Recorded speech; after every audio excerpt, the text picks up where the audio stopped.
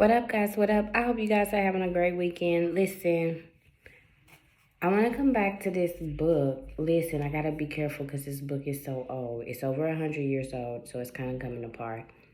This book, like I said once before, it's about a pastor named Horace. It mentions another guy named John and another guy named Peter. I'm just saying. They also built this church in Tennessee called Mount Zion in Antioch. Now, Horace was very respectable, right? This is history. These are historical facts. Nothing in this book is fiction. And really, it's not even really a flowing story, to be honest. It's more like an account of just certain people.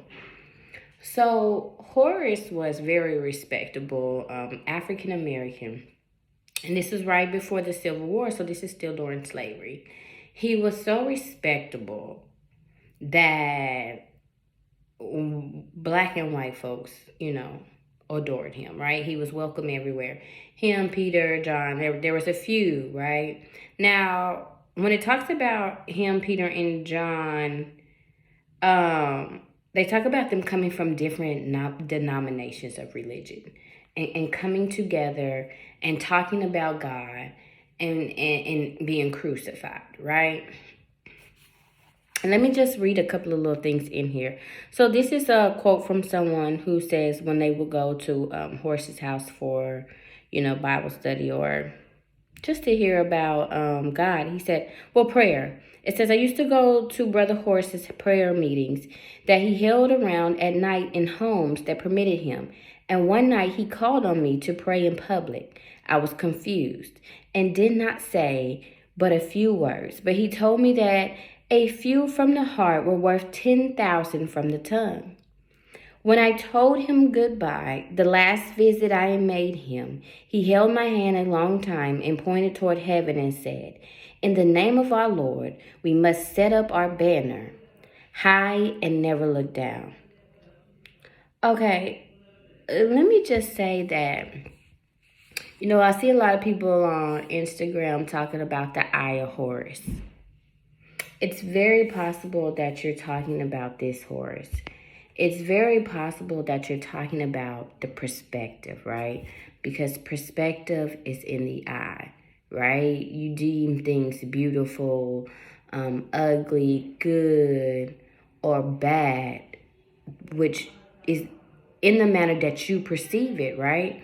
So me and you may look at the same situation and may not come up with the same Lord, why can't I think right now? Conclusion, right?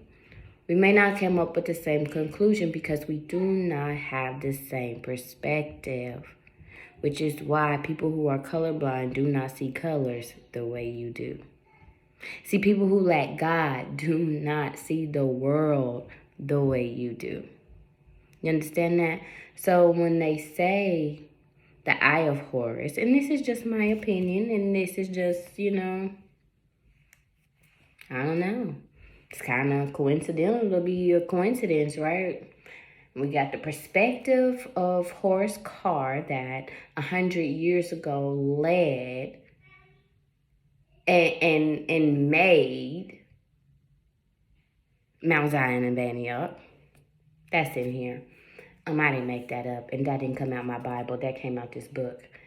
And then you got John and Peter, and then these people taught their perspective of God to those around them, including the white men that helped them build their church. All I'm saying is, I don't know if that church is still there. I didn't look it up. I paid $200 for this book. This book was made it was published in 1911. This book talks about people from the 1770s and the 1800s.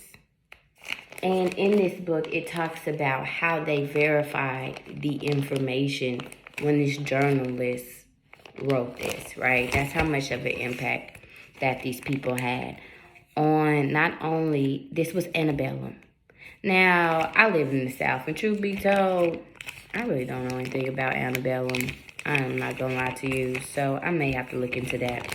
But this is about antebellum. This is about how, oh wait, there was something else in here I wanted to say. Oh, I might have to come back. I'm gonna let y'all go. I'm gonna find it and I'll be back.